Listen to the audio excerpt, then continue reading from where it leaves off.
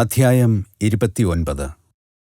രവീന്ദ്രനാഥ ടാഗോറും ഞാനും വിദ്യാലയങ്ങൾ താരതമ്യം ചെയ്യുന്നു. ആത്മാവിഷ്കാരത്തിൻ്റെ ഒരു നൈസർഗിക രൂപമെന്ന നിലയിൽ പക്ഷികളെപ്പോലെ അനായാസമായി പാടുവാൻ രവീന്ദ്രനാഥ ടാഗോർ ഞങ്ങളെ പഠിപ്പിച്ചു. എൻ്റെ റാഞ്ചി വിദ്യാലയത്തിലെ മിടുക്കനായ ഭോലാനാഥ് എന്ന 14-കാരൻ വിദ്യാർത്ഥി ഒരു ദിവസം രാവിലെ അവൻ്റെ മധുരമായ സംഗീത സമാലാപനങ്ങളെ ഞാൻ അഭിനന്ദിച്ചപ്പോൾ തന്ന വിശദീകരണമാണ് ഇത്. പരപ്രേരണയോടെ ആണെങ്കിലും അല്ലെങ്കിലും അവൻ ഇമ്പമാർന്ന ഗാനനിർഝരി പൊഴിക്കുമായിരുന്നു. ടാഗോറിൻ്റെ ബോൽപൂരിലെ വിഖ്യാതമായ ശാന്തിനികേതനത്തിൽ അവൻ മുമ്പ് പഠിച്ചിരുന്നു. എൻ്റെ കുട്ടിക്കാലം മുതലേ രവീന്ദ്രനാഥിൻ്റെ ഗാനങ്ങൾ എൻ്റെ ചുണ്ടത്തുണ്ടായിരുന്നു. ഞാൻ അവനോട് പറഞ്ഞു. എല്ലാ ബംഗാളികളും, അക്ഷരജ്ഞാനമില്ലാത്ത ഗ്രാമീണർ പോലും അദ്ദേഹത്തിൻ്റെ ഉദാത്തമായ കവിതകളിൽ സന്തോഷിക്കുന്നു. ഭോലായും ഞാനും ടാഗോറിൻ്റെ ഏതാനും ഈരടികൾ ഒത്തുചേർന്ന് പാടി. അദ്ദേഹം ആയിരക്കണക്കിന് ഭാരതീയ കവിതകൾക്ക് സംഗീതം പകർന്നിരുന്നു. അവയിൽ ചിലവ അദ്ദേഹത്തിൻ്റെ സ്വന്തവും മറ്റുള്ളവ പ്രാചീന കൃതികളുമായിരുന്നു. അദ്ദേഹത്തിന് നോബൽ സമ്മാനം ലഭിച്ച് അധികം കഴിയുന്നതിനു മുമ്പ് ഞാൻ അദ്ദേഹത്തെ സന്ദർശിച്ചു. ഞങ്ങളുടെ ഗാനാലാപനത്തിന് ശേഷം ഞാൻ പറഞ്ഞു, തൻ്റെ സാഹിത്യ വിമർശകരെ ഒതുക്കുന്നതിൽ നയതന്ത്രങ്ങൾ വെടിഞ്ഞ് അദ്ദേഹം കാട്ടിയ ധൈര്യത്തിൽ മതിപ്പ് തോന്നിയതിനാൽ അദ്ദേഹത്തെ കാണാൻ എനിക്ക് അതിയായ താൽപ്പര്യമുണ്ടായി. ഞാൻ അടക്കിച്ചിരിച്ചു. ജിജ്ഞാസുവായ ഭോല ആ കഥ കേൾക്കാൻ താൽപ്പര്യം കാട്ടി. ബംഗാളി കവിതയിൽ ഒരു പുതിയ ശൈലി അവതരിപ്പിച്ചതിന് പണ്ഡിതന്മാർ ടാഗോറിനെ നിശിതമായി വിമർശിച്ചു. ഞാൻ പറഞ്ഞു തുടങ്ങി. പണ്ഡിതന്മാർക്ക് പ്രിയങ്കരമായ വ്യവസ്ഥാപിത പരിമിതികളെയെല്ലാം അവഗണിച്ചുകൊണ്ട് അദ്ദേഹം സംഭാഷണ ശൈലിയും ഉത്തമ സാഹിത്യശൈലിയും കൂട്ടിക്കലർത്തി. അദ്ദേഹത്തിൻ്റെ ഗാനങ്ങൾ വൈകാരികമായി വശ്യമായ ഭാഷയിൽ ആഴമേറിയ ദാർശനിക സത്യങ്ങൾ ആവിഷ്കരിച്ചു. അംഗീകൃത സാഹിത്യരൂപങ്ങളെ അദ്ദേഹം തീരെ വകവച്ചില്ല. 1 രൂപയ്ക്ക് തൻ്റെ പ്രേമസല്ലാപങ്ങൾ അച്ചടിച്ചു വിറ്റ കവി കപോതം എന്ന് ഏറെ സ്വാധീനമുള്ള ഒരു നിരൂപകൻ വിദ്വേഷത്തോടെ ടാഗോറിനെ പരാമർശിച്ചു പറഞ്ഞു. പക്ഷേ ടാഗോറിൻ്റെ പ്രതികാരം വൈകിയില്ല. സ്വന്തം കവിതയായ ഗീതാഞ്ജലി അദ്ദേഹം തന്നെ ഇംഗ്ലീഷിലേക്ക് പരിഭാഷപ്പെടുത്തിയപ്പോൾ പാശ്ചാത്യ സാഹിത്യ ലോകമാകെ അദ്ദേഹത്തിൻ്റെ പാദങ്ങളിൽ സ്തുത്യുപഹാരങ്ങൾ അർപ്പിച്ചു. ഒരു കാലത്തെ വിമർശകരുൾപ്പെടെ ഒരു തീവണ്ടി നിറയെ പണ്ഡിതന്മാർ അദ്ദേഹത്തെ അഭിനന്ദിക്കാൻ ശാന്തിനികേതനത്തിൽ എത്തി. മനഃപൂർവ്വം ദീർഘനേരം കാത്തിരുത്തിയ ശേഷം മാത്രമേ രവീന്ദ്രനാഥ് തൻ്റെ അതിഥികളെ സ്വീകരിച്ചുള്ളൂ. എന്നിട്ട് നിർവികാരമായ നിശബ്ദതയിൽ അവരുടെ പുകഴ്ത്തലുകൾ കേട്ടുകൊണ്ടിരുന്നു. ഒടുവിൽ അവരുടെ തന്നെ പതിവ് ആയുധമായ വിമർശനം അദ്ദേഹം അവരുടെ നേർക്ക് തിരിച്ചു. മാന്യന്മാരെ, നിങ്ങളിവിടെ ചൊരിഞ്ഞ സുഗന്ധിയായ ബഹുമതികൾ പൊരുത്തമില്ലാത്ത വിധത്തിൽ നിങ്ങളുടെ മുൻകാല നിന്ദയുടെ ചീഞ്ഞഴുകിയ ഗന്ധവുമായി ഇടകലരുന്നു.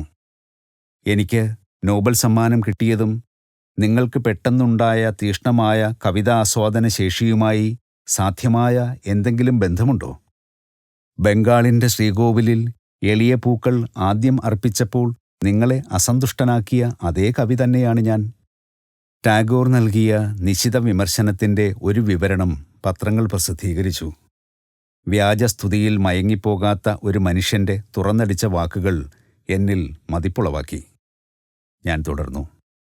അദ്ദേഹത്തിൻ്റെ സെക്രട്ടറി, ലളിതമായ ബംഗാളി ധോത്തി ധരിച്ചിരുന്ന ശ്രീ CF ആൻഡ്രൂസ് ആയിരുന്നു കൊൽക്കത്തയിൽ വച്ച് എന്നെ രവീന്ദ്രനാഥിന് പരിചയപ്പെടുത്തിയത്. അദ്ദേഹം ടാഗോറിനെ സ്നേഹപൂർവ്വം ഗുരുദേവൻ എന്നായിരുന്നു വിളിച്ചിരുന്നത്. രവീന്ദ്രനാഥ് എന്നെ ഔദാര്യപൂർവ്വം സ്വീകരിച്ചു. വശ്യതയുടെയും സംസ്കാരത്തിൻ്റെയും സഭ്യതയുടെയും ഒരു പരിവേഷം അദ്ദേഹം പ്രസരിപ്പിച്ചിരുന്നു. അദ്ദേഹത്തിൻ്റെ സാഹിത്യ പശ്ചാത്തലത്തെപ്പറ്റിയുള്ള എൻ്റെ ചോദ്യത്തിനുത്തരമായി അദ്ദേഹം പറഞ്ഞത്, ഭാരതത്തിൻ്റെ മതപരമായ മഹാകാവ്യങ്ങളും 14-ാം നൂറ്റാണ്ടിലെ ജനപ്രീതി നേടിയ കവി വിദ്യാപതിയുമാണ് തന്നെ പ്രധാനമായും സ്വാധീനിച്ചിട്ടുള്ളതെന്നാണ്. ഈ ഓർമ്മകളാൽ പ്രചോദിതനായി നിന്റെ പ്രേമത്തിൻ ദീപം കൊളുത്തു എന്ന പഴയ ബംഗാളി ഗാനം ടാഗോർ പുനരാവിഷ്കരിച്ച മാതിരി ഞാൻ പാടാൻ തുടങ്ങി. ഭോലായും ഞാനും വിദ്യാലയത്തിൻ്റെ പരിസരങ്ങളിൽ ഉലാത്തിയപ്പോൾ ആഹ്ലാദപൂർവം അത് നീട്ടിപ്പാടി. റാഞ്ചി വിദ്യാലയം സ്ഥാപിച്ച് ഏതാണ്ട് 2 കൊല്ലം കഴിഞ്ഞപ്പോൾ രവീന്ദ്രനാഥിനെ ശാന്തിനികേതനത്തിൽ ചെന്ന് കാണാനും ഞങ്ങളുടെ വിദ്യാഭ്യാസ ആദർശങ്ങൾ ചർച്ച ചെയ്യാനും എനിക്ക് ഒരു ക്ഷണം ലഭിച്ചു. ഞാൻ സസന്തോഷം പോയി. ഞാൻ അകത്തു കടന്നപ്പോൾ കവി തൻ്റെ പഠനമുറിയിൽ ഇരിക്കുകയായിരുന്നു. ഏതു ചിത്രകാരനും ആഗ്രഹിക്കുന്ന ഒന്നാം തരം പുരുഷത്വത്തിൻ്റെ ആകർഷകമായ മാതൃകയായിരുന്നു അദ്ദേഹമെന്ന് ഞങ്ങളുടെ ആദ്യ കൂടിക്കാഴ്ചയിലെന്ന പോലെ അപ്പോഴും ഞാൻ വിചാരിച്ചു. അദ്ദേഹത്തിൻ്റെ സുഭഗമായ ശില്പചാതുരിയാർന്ന ആഠ്യത്വമുള്ള മുഖം നീണ്ട മുടിയും ഒഴുകിയിറങ്ങിയ താടിമീശയും കൊണ്ട് ആവൃതമായിരുന്നു. വിടർന്ന ആർദ്രമായ കണ്ണുകൾ, സ്വർഗീയമായ പുഞ്ചിരി, അക്ഷരാർത്ഥത്തിൽ വശ്യമായ മുരളീനാദം പോലെ മധുരമായ സ്വരം. ഒത്ത വണ്ണവും പൊക്കവുമുള്ള ഗൗരവശാലിയായ അദ്ദേഹം സ്ത്രീസഹജമായ സ്നിഗ്ധതയും ഒരു കുഞ്ഞിൻ്റെ സന്തോഷകരമായ സ്വാഭാവികതയും തന്നിൽ ഒത്തിണക്കിയിരുന്നു. ആദർശപരമായ കവിസങ്കല്പത്തിന് ഈ സൗമ്യ ഗായകനേക്കാൾ അനുയോജ്യമായ മൂർത്തിഭാവം വേറെ കണ്ടെത്താനാവുകയില്ല. യാഥാസ്ഥിതിക രീതിയിലല്ലാതെ സ്ഥാപിച്ച ഞങ്ങളുടെ 2 വിദ്യാലയങ്ങളുടെ ഒരു താരതമ്യ പഠനത്തിൽ ടാഗോറും ഞാനും താമസിയാതെ മുഴുകി. പല സമാനതകളും ഞങ്ങൾ കണ്ടെത്തി. വാതിൽ പുറത്തു വച്ച് പഠിപ്പിക്കൽ, ലാളിത്യം, കുട്ടികളുടെ സൃഷ്ടിപരമായ ചൈതന്യത്തിന് മതിയായ വികസന സാധ്യത. എന്നിരുന്നാലും സാഹിത്യത്തിൻ്റെയും കവിതയുടെയും പഠനത്തിനും ഭോലായുടെ കാര്യത്തിൽ ഞാൻ നേരത്തെ തന്നെ ശ്രദ്ധിച്ചിരുന്നതുപോലെ സംഗീതത്തിലും ഗാനത്തിലും കൂടിയുള്ള ആത്മാവിഷ്കാരത്തിനും രവീന്ദ്രനാഥ് കാര്യമായ ഊന്നൽ നൽകിയിരുന്നു. ശാന്തിനികേതനത്തിലെ കുട്ടികൾക്ക് മൗനത്തിന് സമയം നീക്കിവച്ചിരുന്നു. എന്നാൽ അവർക്ക് പ്രത്യേക യോഗശാസ്ത്ര പരിശീലനം നൽകിയിരുന്നില്ല.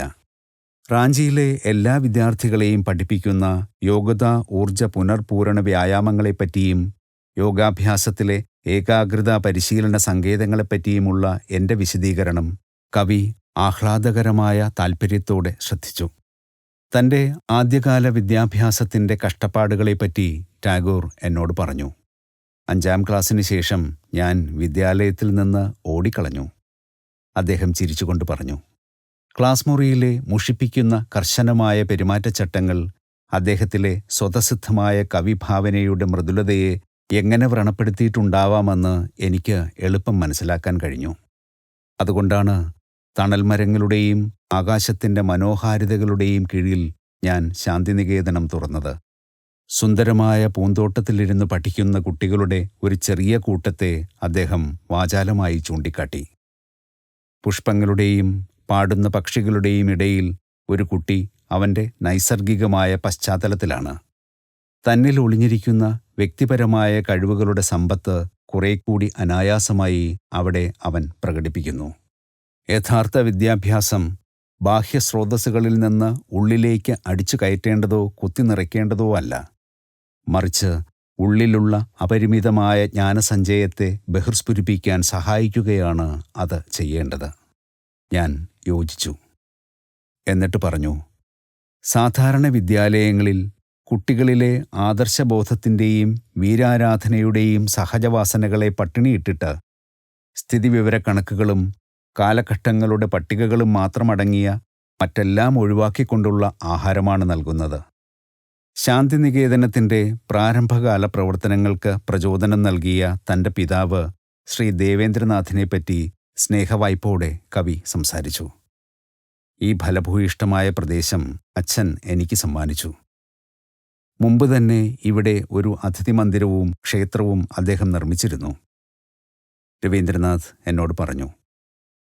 1901 വെറും 10 കുട്ടികളുമായാണ് ഇവിടെ ഞാൻ എൻ്റെ വിദ്യാഭ്യാസ പരീക്ഷണം ആരംഭിച്ചത്. നോബൽ സമ്മാനത്തുകയായി ലഭിച്ച 8000 പവൻ മുഴുവനും ഈ വിദ്യാലയത്തിൻ്റെ സംരക്ഷണത്തിനായി ചെലവാക്കി. മഹർഷി എന്ന് പരക്കെ അറിയപ്പെട്ടിരുന്ന അദ്ദേഹത്തിൻ്റെ പിതാവ് ദേവേന്ദ്രനാഥ് ടാഗോർ ഏറെ ശ്രേഷ്ഠനായ ഒരു വ്യക്തിയായിരുന്നു. അദ്ദേഹത്തിൻ്റെ ആത്മകഥയിൽ നിന്ന് ഇത് വെളിവാകുന്നുണ്ട്. പുരുഷപ്രാപ്തിയായ ശേഷം 2 കൊല്ലം അദ്ദേഹം ഹിമാലയത്തിൽ ധ്യാനത്തിൽ ചെലവഴിച്ചു. അദ്ദേഹത്തിൻ്റെ പിതാവായ ശ്രീ ദ്വാരകാനാഥ ടാഗോർ ആകട്ടെ പൊതുനന്മയ്ക്കായുള്ള മഹാമനസ്കമായ സംഭാവനകൾ കൊണ്ട് ബംഗാളിൽ പരക്കെ വാഴ്ത്തപ്പെട്ടിരുന്നു. കേളികേട്ട ഈ വംശവൃക്ഷത്തിൽ നിന്ന് പ്രതിഭാധനന്മാരുടെ ഒരു കുടുംബമുണ്ടായി. രവീന്ദ്രനാഥ് മാത്രമല്ല, അദ്ദേഹത്തിൻ്റെ ബന്ധുക്കളെല്ലാം തന്നെ സർഗസൃഷ്ടിയിൽ വ്യക്തിമുദ്ര പതിപ്പിച്ചിരുന്നു. അദ്ദേഹത്തിൻ്റെ ഭാഗിനേയരായ ഗഗനേന്ദ്രും അഭിനീന്ദ്രും ഭാരതത്തിലെ മുൻപന്തി കലാകാരന്മാരിൽ പെടുന്നു. പക്ഷികൾക്കും വനഭൂമിയിലെ ജന്തുക്കൾക്കും പോലും പ്രിയങ്കരനായിരുന്ന ക്രാന്തദർശിയായ ഒരു ദാർശനികനായിരുന്നു രവീന്ദ്രനാഥിൻ്റെ സഹോദരൻ ദ്വിജേന്ദ്ര. അതിഥി മന്ദിരത്തിൽ അന്നു രാത്രി കഴിയുവാൻ രവീന്ദ്രനാഥ് എന്നെ ക്ഷണിച്ചു. വൈകിട്ട് കവിയും സംഘവും പൂമുഖത്ത് അവതരിപ്പിച്ച ഒരു ടാബ്ലോ എന്നെ അത്യധികം ആനന്ദിപ്പിച്ചു. കാലം പിന്നോട്ടു പോയി. എൻ്റെ മുന്നിലെ രംഗം ഒരു പുരാതന ആശ്രമത്തിലേതുപോലെ ആയിരുന്നു. സന്തുഷ്ടനായ ഗായകനു ചുറ്റും അദ്ദേഹത്തിൻ്റെ ശിഷ്യന്മാർ. എല്ലാവരും ദിവ്യപ്രേമത്തിൻ്റെ പരിവേഷത്തിൽ. സൗഹൃദത്തിൻ്റെ ഓരോ ബന്ധവും സ്വരപ്പൊരുത്തത്തിൻ്റെ ചരടുകൊണ്ട് ടാഗോർ ഇഴചേർത്തു. തറപ്പിച്ച് ഒന്നും പറയാത്ത അദ്ദേഹം അദമ്യമായ ഒരു കാന്തശക്തിയാൽ മനുഷ്യഹൃദയങ്ങളെ തന്നോടടുപ്പിച്ച് പിടിച്ചടക്കി. ജഗത് പ്രഭുവിൻ്റെ പൂന്തോട്ടത്തിൽ പ്രകൃതിയാലുള്ള സുഗന്ധത്താൽ മറ്റുള്ളവരെ ആകർഷിക്കുന്ന അപൂർവ കവനകുസുമം. അടുത്ത കാലത്ത് രചിച്ച ചില അതിമനോജ്ഞമായ കവിതകൾ രവീന്ദ്രനാഥ് തൻ്റെ സംഗീതാത്മകമായ സ്വരത്തിൽ ഞങ്ങളെ വായിച്ചു കേൾപ്പിച്ചു. തൻ്റെ വിദ്യാർത്ഥികളുടെ ആമോദത്തിനായി ഗാനങ്ങൾക്കും നാടകങ്ങൾക്കും ശാന്തിനികേതനത്തിൽ വെച്ചാണ് സംഗീത സംവിധാനം അധികവും നിർവഹിച്ചത്. ഏതാണ്ട് എല്ലാ ശ്ലോകങ്ങളിലും ആ ദിവ്യനാമം എടുത്തു പറയാതെ തന്നെ ഈശ്വരനെ പരാമർശിക്കുന്ന അദ്ദേഹത്തിൻ്റെ കലയിലാണ് ആ വരികളുടെ സൗന്ദര്യം കുടികൊള്ളുന്നതെന്ന് ഞാൻ കരുതുന്നു. അദ്ദേഹം എഴുതി, ഗാനാലാപനത്തിൻ്റെ നിർവൃതിയിൽ ഉന്മത്തനായി ഞാൻ എന്നെ മറക്കുകയും എൻ്റെ നാഥനായ അങ്ങയെ സുഹൃത്തെന്ന് വിളിക്കുകയും ചെയ്യുന്നു. അടുത്ത ദിവസം മധ്യാഹ്ന ഭോജനത്തിന് ശേഷം മടിയോടെയാണ് ഞാൻ അദ്ദേഹത്തോട് വിട പറഞ്ഞത്. അദ്ദേഹത്തിൻ്റെ ചെറിയ വിദ്യാലയം അന്താരാഷ്ട്ര സർവകലാശാലയായ വിശ്വഭാരതിയായി വളർന്നതിൽ ഞാൻ സന്തോഷിക്കുന്നു. പല രാജ്യങ്ങളിൽ നിന്നുമുള്ള വിദ്വാൻമാർ പഠനത്തിനുള്ള മാതൃകാപരമായ ചുറ്റുപാടുകൾ ഇവിടെ കണ്ടെത്തുന്നു. എവിടെ മനസ്സിൽ ഭീതിയില്ലയോ, എവിടെ ശിരസ് ഉയർത്തിപ്പിടിച്ചിരിക്കുന്നുവോ, എവിടെ അറിവ് സ്വതന്ത്രമാകുന്നുവോ, എവിടെ ലോകം ഇടുങ്ങിയ ഗാർഹിക ഭിത്തികളാൽ ഛിന്നഭിന്നമാകുന്നില്ലയോ, എവിടെ വാക്കുകൾ സത്യത്തിൻ്റെ അഗാധതയിൽ നിന്ന് ഉദ്ഗമിക്കുന്നുവോ, എവിടെ അക്ഷീണയത്നം അതിൻ്റെ കരങ്ങൾ പരിപൂർണതയിലേക്ക് ഉയർത്തുന്നുവോ, എവിടെ വിവേകത്തിൻ്റെ നിർമ്മല സ്രോതസ് മാറാത്ത ശീലങ്ങളുടെ മണലാരണ്യത്തിൽ വഴിതെറ്റി വറ്റുന്നില്ലയോ, എവിടെ മനസ്സിനെ മുന്നോട്ട് വിശാലത വായിക്കുന്ന ചിന്തയിലേക്കും പ്രവൃത്തിയിലേക്കും അങ്ങ് നയിക്കുന്നുവോ, ആ സ്വാതന്ത്ര്യ സ്വർഗത്തിലേക്ക് എൻ്റെ പിതാവേ, എൻ്റെ രാജ്യം ഉണർന്നെഴുന്നേൽക്കണമേ. രവീന്ദ്രനാഥ ടാഗോർ.